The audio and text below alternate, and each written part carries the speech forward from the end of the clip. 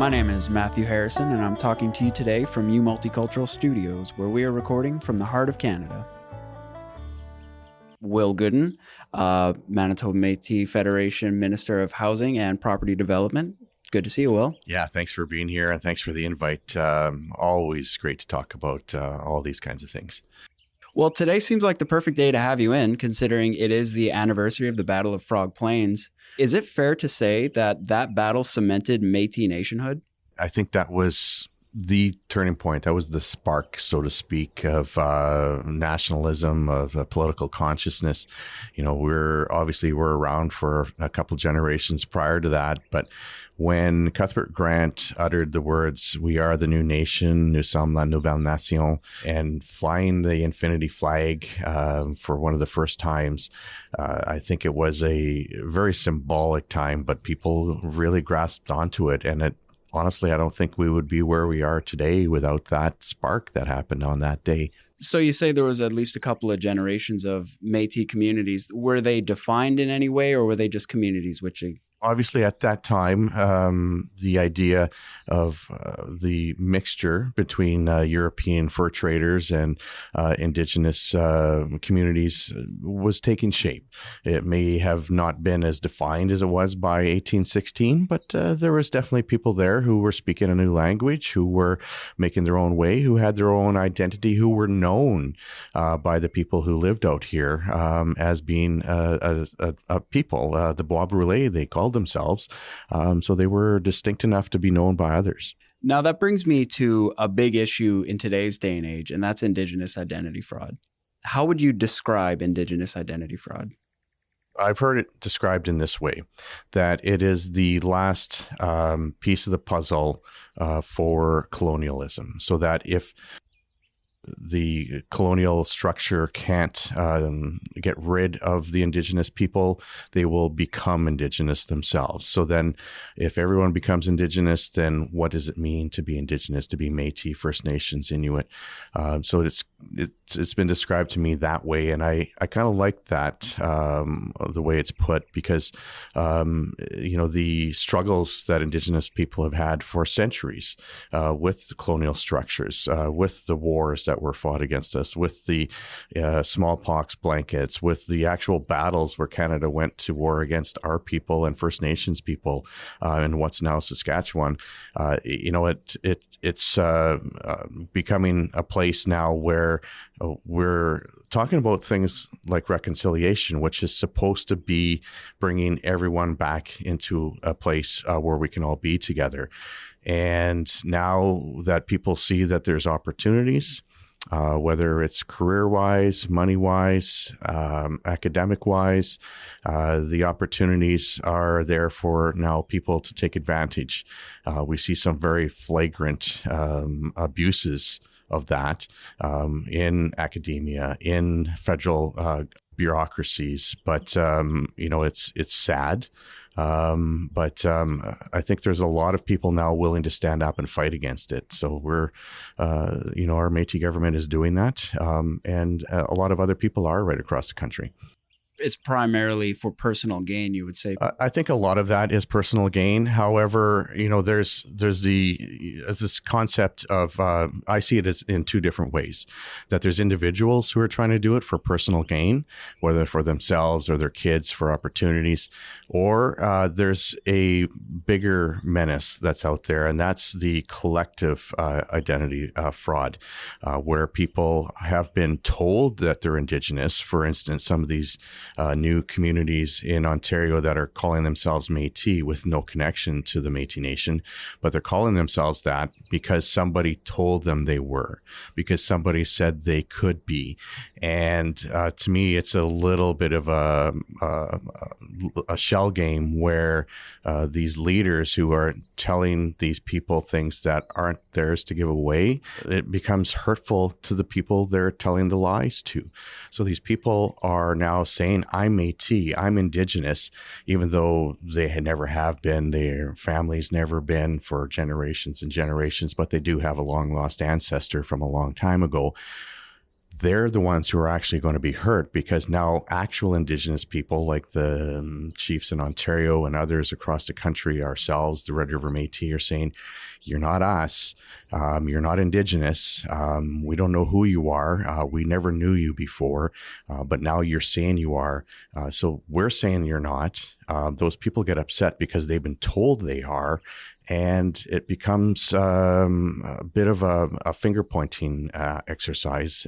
But it's sad in a way that some of these past leaders used it as a political tool to leverage money and power and stuff like that. And now things are coming home to roost. One of the representative groups, the Métis Nation of Ontario, they come up quite a lot in discourse from members of the Manitoba Métis Federation.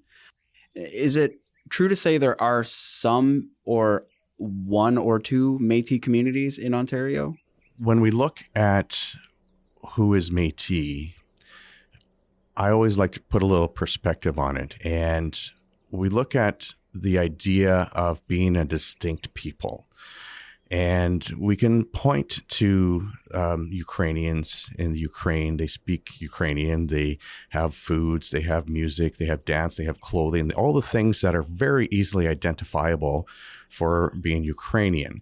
The same thing can be said for the Métis. We have our language, which is Michif. It was developed here, spoken throughout Western Canada. We have our clothing, our flower beadwork that's very distinctively Métis. We have our foods, our music, the Red River Jig, the dance that goes along with it, very distinctively ours. We have things like kinship, where if I was to go to a community in northern Alberta, which is a part of the historic Métis Nation homeland, I would be related to them in some way, 3-4 generations back, but I would be related to them. There's a connection there. When we look at these communities that they say exist in Ontario, there is very little to no connection to the historic Métis Nation. There's no language. There's no music. There's no dance. There's no clothing. There's no political action like the Battle of Seven Oaks, like the Louis Riel resistances. Those things that bind us together as a collectivity, there's nothing that connects us to them. The Supreme Court has said that there is a Métis community in Sault Ste. Marie, but I think the Supreme Court had a poor understanding of nationhood at that time, and a poor understanding of what the word Métis meant at that time. The word Métis in a lot of places means simply mixed. And that's where most people hang their hat on. I'm mixed, therefore I'm Métis. And that is usually the last bastion of the frauds who go out there. You look at the Joseph Boydens, well, he was this kind of First Nation, then that, and this, and then finally he's Métis because he's mixed, even though it was only his uncle who pretended to be Indigenous, and somehow that was allowing him to be Métis. It's always the last effort that they have in order to try to sustain their false identity. So I would say no. There is a small part of Ontario, what is now Ontario, that extends into our homeland. So our homeland kind of rounds out a little bit in there because those folks are us. We're related to them, the people in Kenora, Rainy River. There are definitely land uses there. But beyond that, I would say that even Sault Ste. Marie, where the Powley case was held, isn't a Métis community. Powley himself wasn't Métis. He identified as non-status. His grandmother was status. She lost her status when she married. And they used the word Métis because it was convenient, and the politicians at the time convinced them to do so. So there's quite a bit of what I, again, describe as a shell game where people try to use our heroes, our symbols for their own, whether it's a flag or Riel, but then sort of misdirect people, distract people. And I think it's very easily said that Métis are not mixed. We are a people. We're distinct. And that can't be said for those communities in Ontario or Quebec or Nova Scotia. Even, the ones in the Maritimes in Quebec, a lot of them have been dismissed through the courts. They haven't won a single case. The issue in Ontario has become hard with what the federal government is doing, kind of meddling a little bit in our nation and making things difficult for people to understand who we actually are. Now, going back to Pauli, you said it was his grandmother who lost her status. Do you think there's any chance that there's an abundance of people who lost their status because of rules created by the federal government and who are now trying to reclaim their indigeneity in the most, what they see, accessible way? I agree with that 100%, 100,000%. And I think that is the issue that we're talking about here, is the federal government or the British system at the time meddled in identity when they had no right to do so. In their minds, they were the colonial masters and they got to decide the rules at the time, but it really made a big mess. So, I listen and I've spoken to many of First Nations leaders in Ontario, and their thinking is that most of these people in Ontario who are claiming to be MNO or Métis Nation of Ontario, they are actually non-status. They are actually descendants of First Nations ancestors. And in fact, MNO tried to take some of those First Nations ancestors, make them into Métis ancestors by redescribing them, by reclassifying them, by retitling them. The chiefs themselves, their own ancestors, are being put on the websites of MNO, and it becomes personal then, and it becomes hard for these leaders to say, you can't take my great grandmother, you can't take my grandfather, because my grandfather was Anishinaabe, and they are not Métis. You can't call that person Métis. That's not yours to take. But they do say that. They say that a lot of those people are non-status, almost all of them. They may not be able to get status. So this is their reach, as you say, towards an idea of indigeneity, so that they have something to hold on to. And they've been told now that they're Métis. So now when someone like me comes along and says, no, you're not right in the way you're situating yourself, then the anger becomes focused on someone like myself, which I guess is fair. But it should be against the people who told them the lie in the first place. Those leaders in the past who said, you're mixed, therefore you're Métis. Why don't you get a card?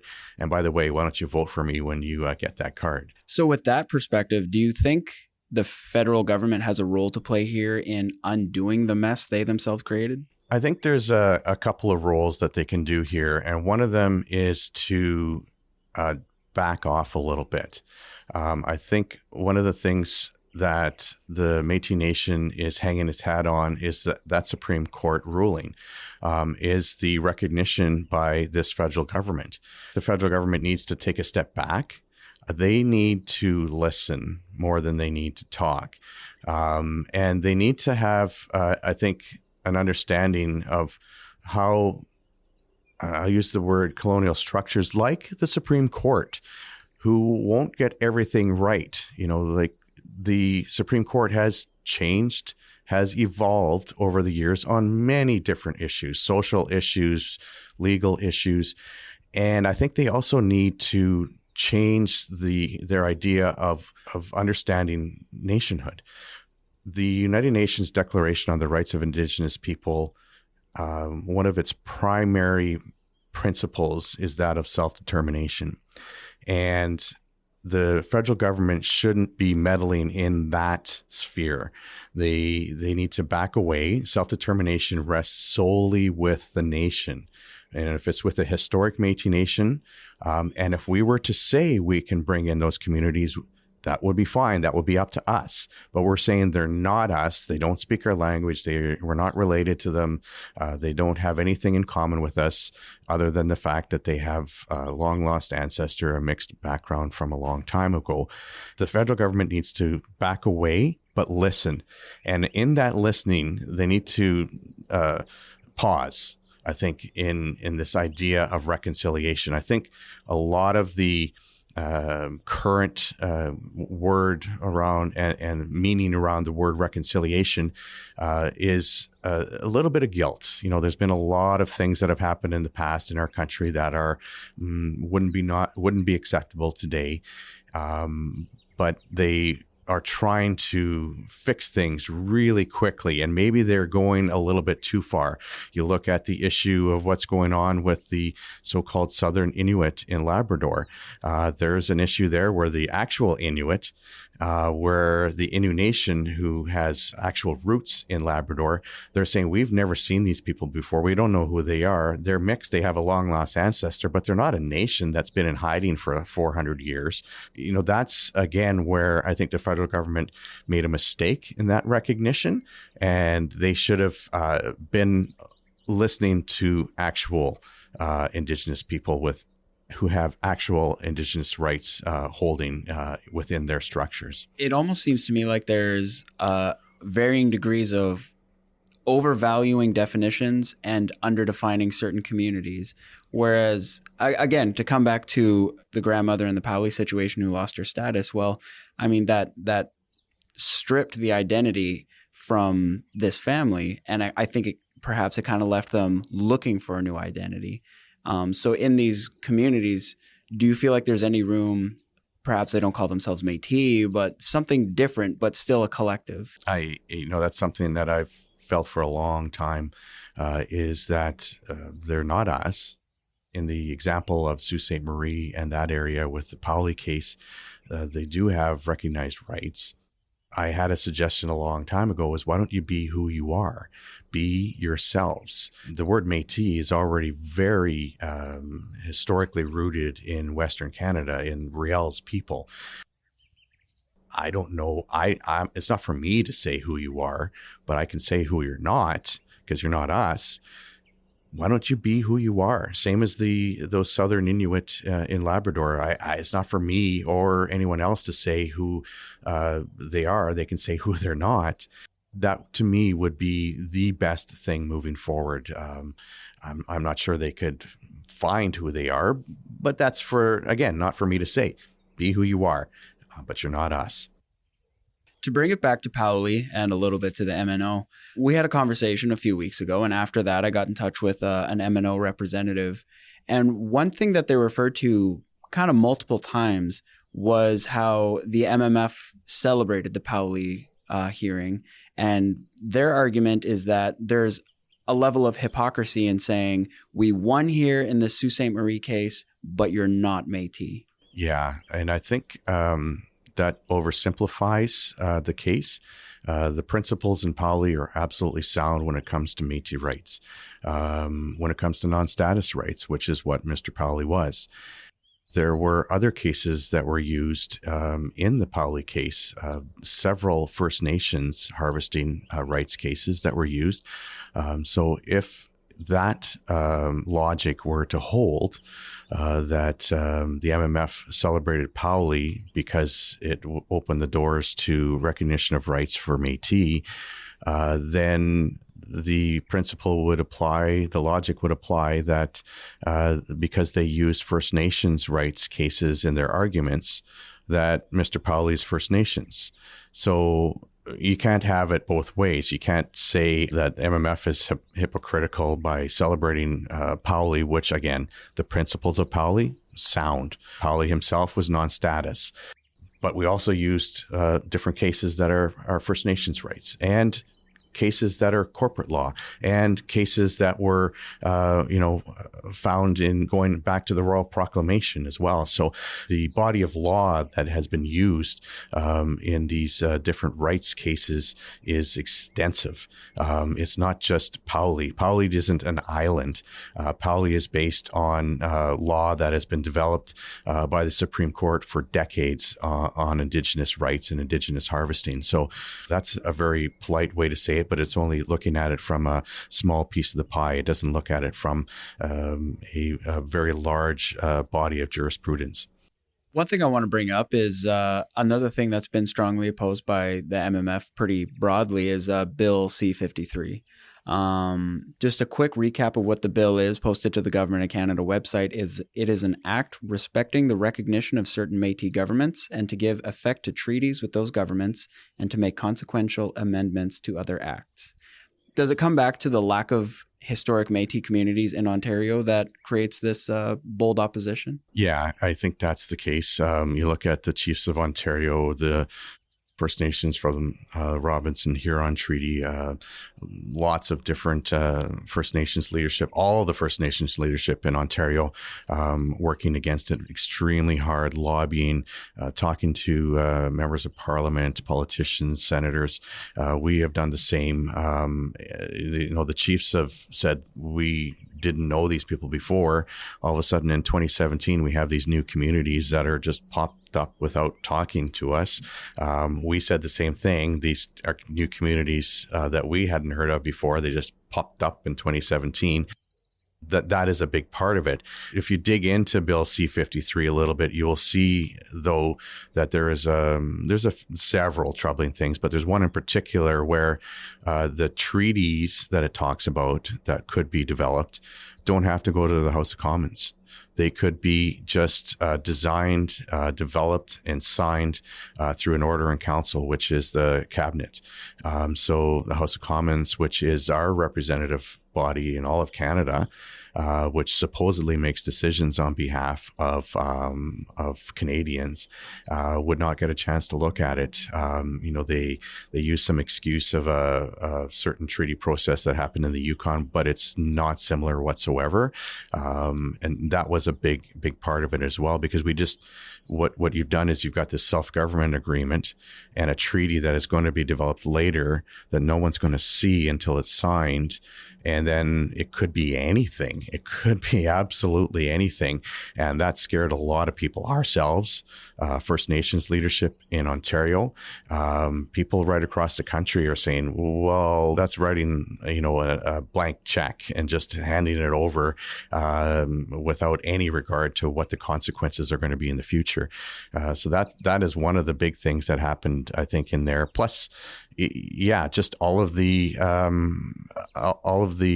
unsubstantiated evidence that supposedly is there, but nobody has seen that all these communities were there.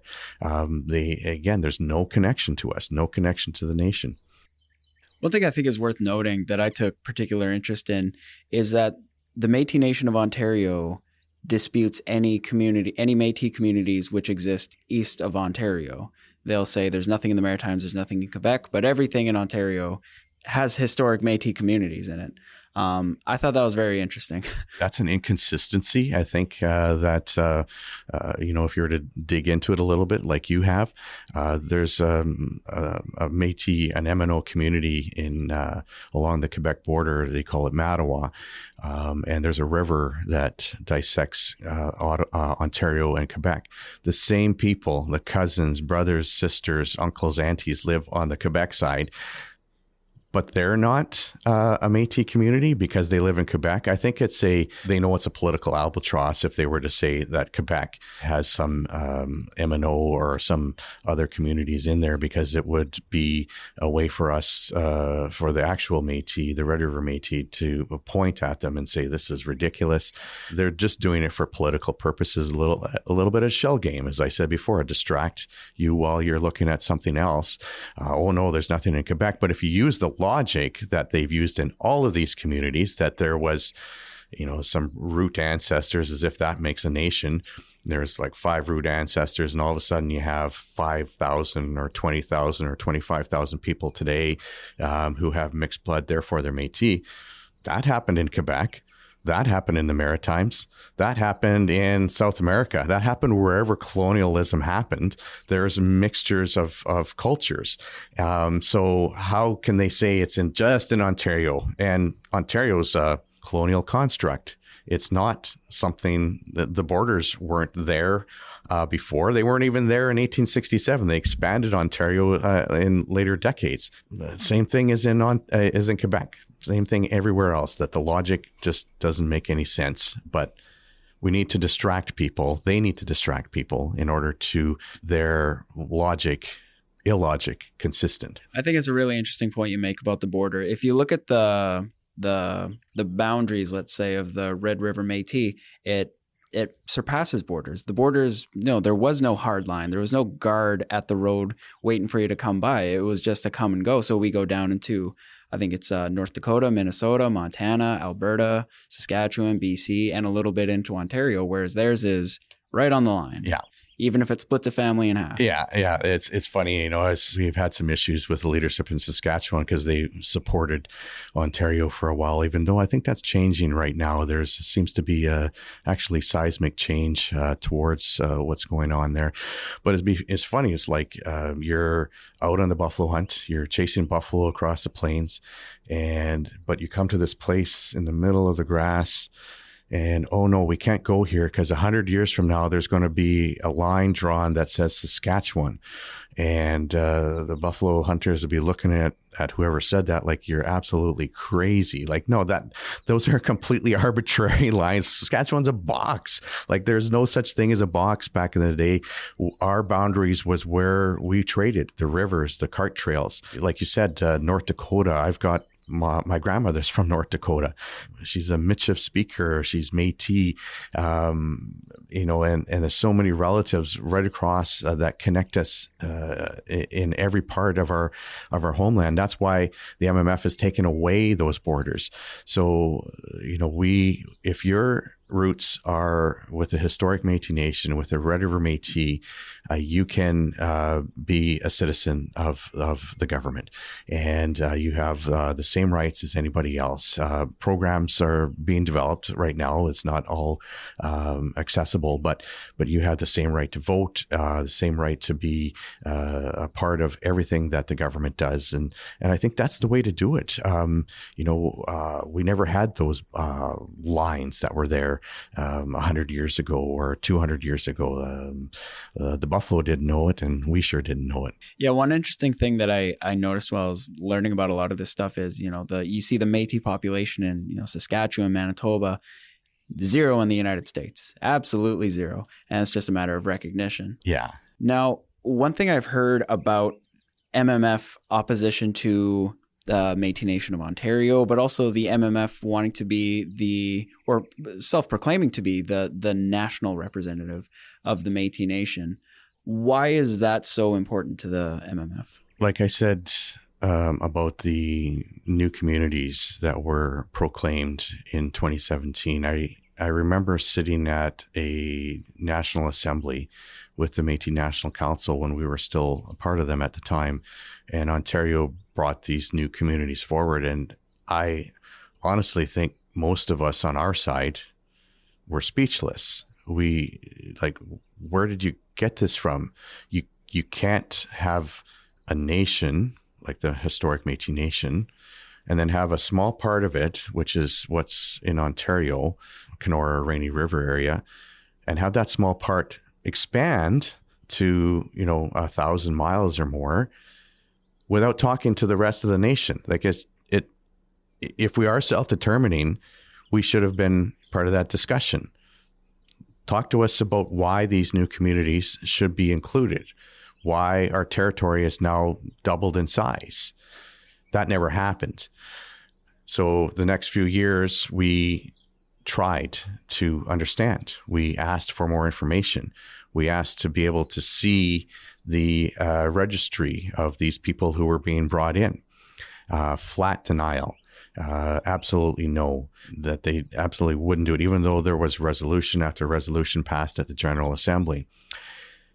So finally, we're at the point where we can't be culpable anymore in the literal destruction of our nation. If there's people who come in who aren't us, they start to outnumber us.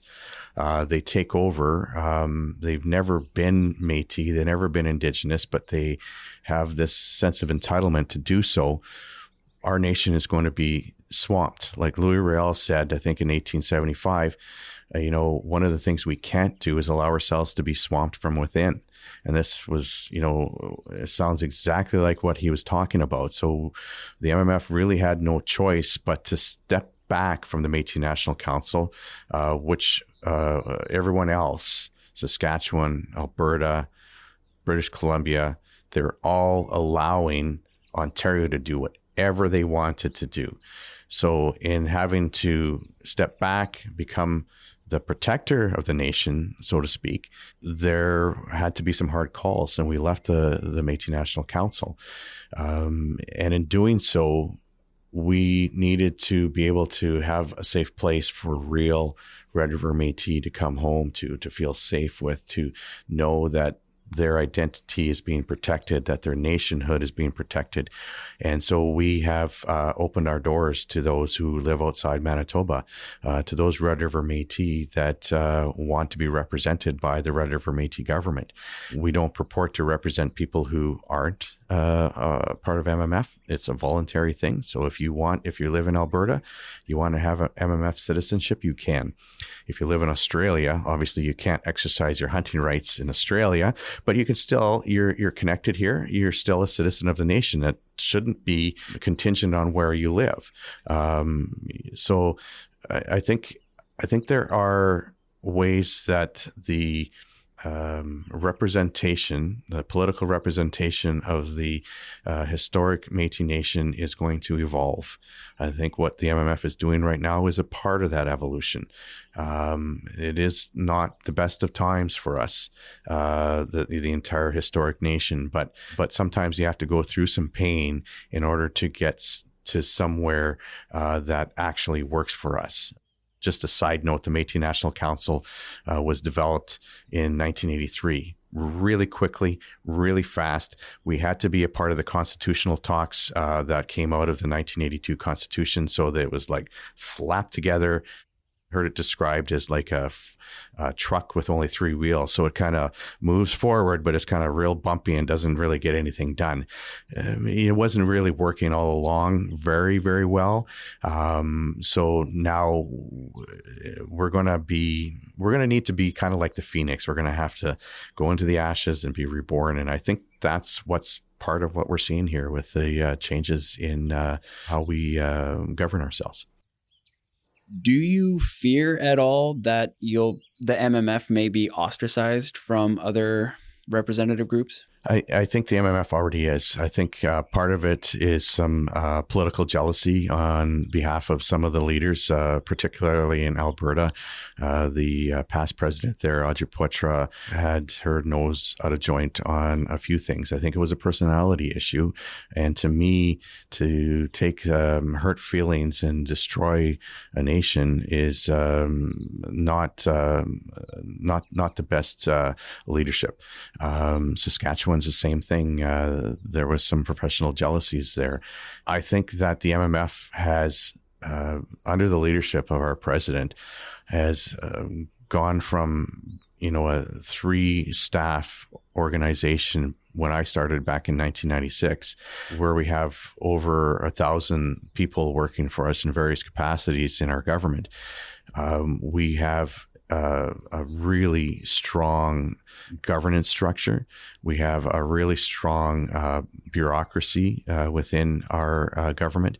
And we have some incredible leadership, obviously, with our president, but our cabinet and our locals as well. So I think that the strength that you see will sustain us, that we will be able to take the shots that are thrown at us. We have for the last few years, and be able to stand up for what's right. When you're standing up for what's right, it makes it a whole lot easier.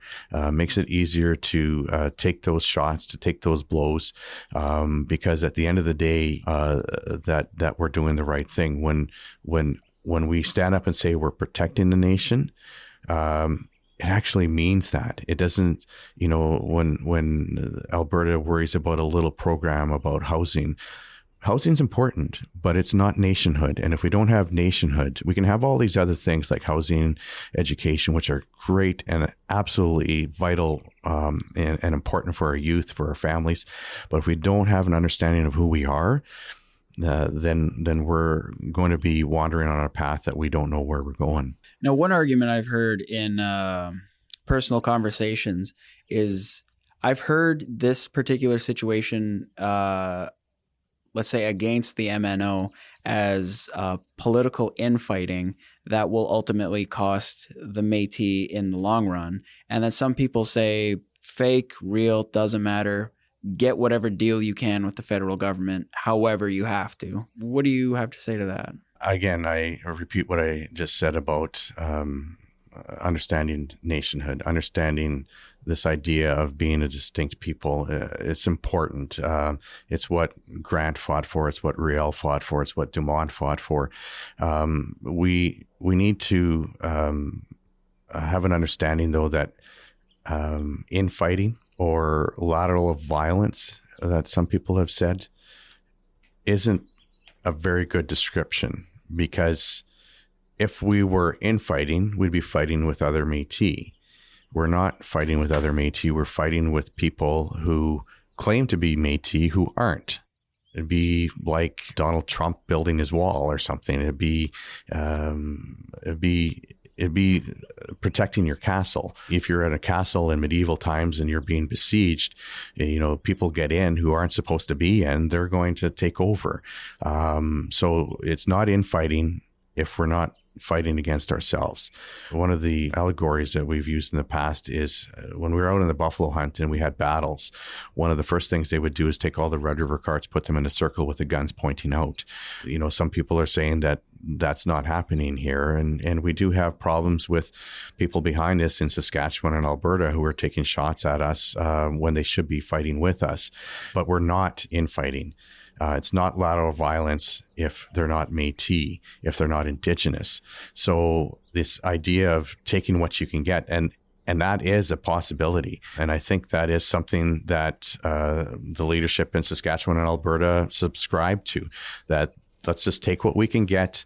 It's all about the money, and we will just build ourselves up so that we won't be able to fall at the end of the day. But little do they know that, as I said, when you let in the 10,000 in this community in Ontario, when you let in the 100,000 in that community, all of a sudden you've got 500,000 people who will completely be able to outnumber the actual historic Métis Nation in Western Canada. And by then it'll be too late. There'll be nothing left to do. And then we will be just a facade of who we are. And one thing that I know that I can't look my kids in the eye, or hopefully someday my grandkids, and say, I didn't do all I could to protect our people, our nation, our culture. I gave it away for 30 pieces of silver. That's not something I want to be able to look my kids in the eye and say that. One of the things that we see, or at the very least I experience on a pretty regular basis, is people don't really know what Métis means. Yeah. People in Manitoba think it means, that means one of your parents is First Nations, one of your parents is white. No, not quite. How actively do you believe the province has been in confronting that on the education front? I think that things are going to change now with the new premier. One of the very first act that he passed in the legislature was the Louis Riel Act. And with the Louis Riel Act, it's not just to recognize him as a first premier, but it came with the education side. It came with telling the story of who the Métis are. And I think that is extremely important. We talked a little bit today about the Battle of Seven Oaks and some of the things that people didn't know. Why did we fight for these things? For years, that battle was described as a massacre because it was written by the folks from out east, from Ontario and Quebec, who, looked at us as being the savages. That slowly is starting to change. So now it's no longer the massacre. It became the Battle of Seven Oaks. We call it the victory at Frog Plain because it was that seminal point in time where we were able to call ourselves a new nation. I think this idea of mixed is, I had a friend of mine, we were eating Chinese food years ago. The Chinese restaurant's no longer there anymore. It's one of my favorite. They had great soup. But he was describing to me this idea of mixed in this way, because you're right. A lot of people think, mixed of First Nations and European, and that makes Métis. Even if there's somebody born today, that makes them Métis. But he said to me, and he described it this way. Let's say you've got a Swedish person and they marry a Mohawk person. They have kids who are supposedly Swedish and Mohawk. But if you follow the logic that a lot of people say about the mixture, that kid would be Métis. So in effect, if that kid were to suddenly just to want to be Métis, they would say, Dad, I don't like the Swedish culture. I don't like IKEA and I don't like meatballs. I don't like anything about Sweden. I don't want to learn Swedish. I don't want to do anything there. Mom, I don't like the Mohawks. I don't want to talk Mohawk. I want to learn it. I don't want to learn about our culture. I don't want to learn about our food, our dance, our music. I don't want to learn that, Mom. I want to be something different. I want to play the Red River Jig on the fiddle, Mom, because I want to be Métis. Okay, that's not how it works, and that wouldn't happen. But that is, the extreme to what these people are saying. You're mixed, you're Métis. Okay, well, how do you then describe the Red River Jig? How then do you describe the flower beadwork that is so distinctive to us? How do you describe the Michif language, which is, it is a mixture, but it's a unique mixture of the languages that have come together to make one unique language, one that's unique in the entire world, according to academic linguists who have studied us from Europe and Asia and all over. How does that person who is part Swedish and part Mohawk start speaking Michif? It wouldn't make any sense. So I think if you look at the different markers of what makes a nation, you'll see our distinctiveness, the language, the foods, the culture, the music, the dance, the kinship, the political action that happened, throughout our history, starting with the Battle of Seven Oaks. If you're able to put that into a soundbite of 30 seconds, then I think Manitobans and Canadians must start to understand who we are. Shifting gears just a little bit, it's very clear to see in the last 5 to 10 years that the MMF has really made massive strides in property acquisition. Yeah. And it's been tremendous to see. How's that been from your point of view? As the Minister of Property Management, there's a lot on our table. There's a lot happening, and there's a couple things coming down the pipe I can't talk about right now, but you'll see in a couple months, going to be very substantial. We're building houses, we're building seniors' homes, we're building childcare centers, the acquisitions on Main Street at the Old Bank of Montreal, at 200 Main with the Wabanesa Insurance Building. Yeah, I think the profile is really moving up. And then you got to look at what the Southern Chiefs are doing with the Hudson Bay building and with the old Portage Place building. There's a lot of things that are happening, I think, in Winnipeg from an Indigenous perspective on an ECDEV side. And, you can have land acknowledgements. You can have a lot of the words that come with the reconciliation. They're very important. Raising flags, those kinds of things, extremely important. But when, you see those footprints happening, that maybe couldn't have happened 20 or 30 years ago because of Canadians' ideas of where Indigenous people should be, like seen and not heard kind of thing. But it's happening today, and it's happening with some of the major financial players in Manitoba and in Canada. And with that will very likely come successes. So, we're excited. I'm excited as a minister because there's just a lot of things on the table, a lot of things to keep track of. And again, I need to pump the tires of my president, who is able to open doors that have been locked for decades and centuries. So it's a pretty cool thing to see.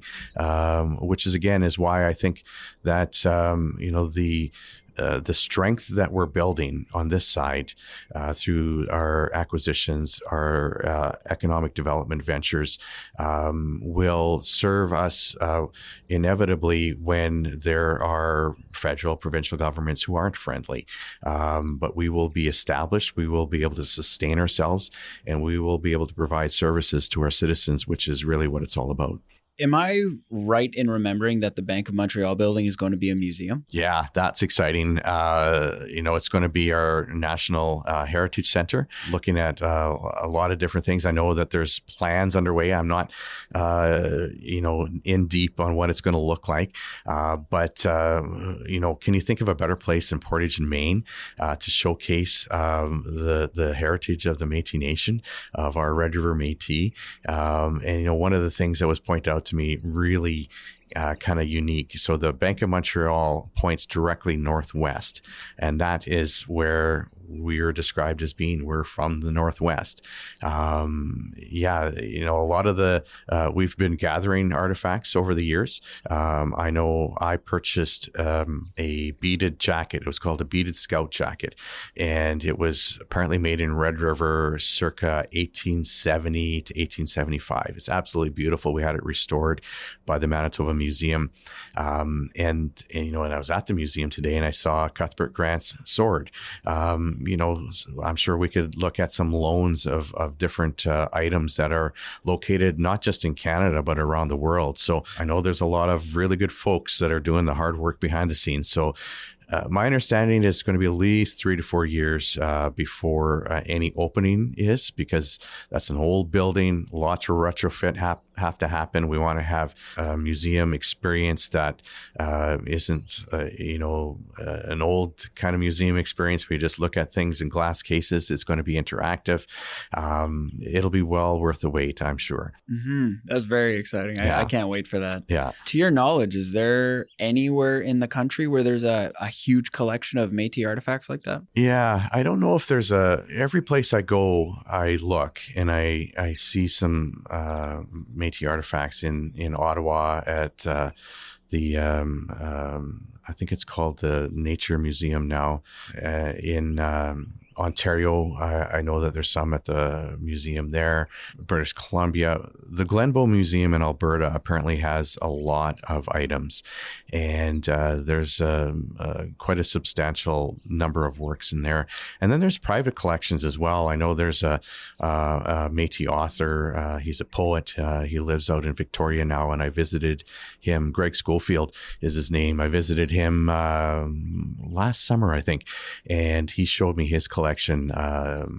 Absolutely stunning. The beadwork that he's been able to find, some that are like 150 years old, some that are 100 years old, but just every piece has a story and every piece is exquisite. And you think about the tools that they had at the time to make those things, makes it even more incredible. So there's a lot out there if you look, but that's why we're hoping to bring some of it together to be able to provide that one-stop place where you can come and see exactly who we are. And it's also exciting to see, the first thought I had when I started seeing all these articles about property acquisition, and then you buy the former Wamanesa place on Main, it's to a certain degree retaking land that was taken away. Yeah. And there's a big moral victory in that. Yeah. That's a joke we always say whenever we have a ribbon cutting. We're taking the land back one at a time, going back to the land claims, which is still ongoing, and we're still negotiating with the feds. One of the things that we wanted to make sure that people understand is that we're not going to take downtown Winnipeg and just kick everybody out. One of the reasons why Riel negotiated the land, the 1.4 million acres, was for the opportunity that it represented. If you look at, when the Mennonites came into Manitoba, they were allotted 500 and something thousand acres of land, and they struggled for several years, a couple of generations, because it was a tough time. But they were able to stay in their own communities, live with each other, speak their language, practice their culture and their religion. And now they are some of the most successful communities, not just in Manitoba, but in this country. If we had been allowed to have the opportunity that land represented, to stay in our communities, to be with each other, to speak our language, to practice our culture, I can't imagine we would be that far behind where the Mennonites are right now, which kudos to them. them. They worked extremely hard to get to the place where they are over the generations. And, but you just think about that, what it means, that land, the opportunity. And so now when we look at the opportunity that we could be getting, why can't we have our kids, go to college and university? Why can't we have the opportunity for small businesses to get really good financing on loans? Why can't we have, farmers be able to access cattle and other farming that is important? All the things that make a successful province, country, community. The opportunities aren't only about the land. It's about the other things too. The accessibility to healthcare. Those are important things that will eventually come out and be a part of the settlement when, Canada did not fulfill its obligations. The Supreme Court said Canada did not do what it was supposed to do. It promised this and it didn't do it. So now you got to make it right. Well, good on. Thank you for coming on today. Yeah, it's been a blast. Thanks. Thanks for listening. This podcast was brought to you by Matthew Harrison and Ryan Funk. Tune in next week for another conversation from the heart of Canada.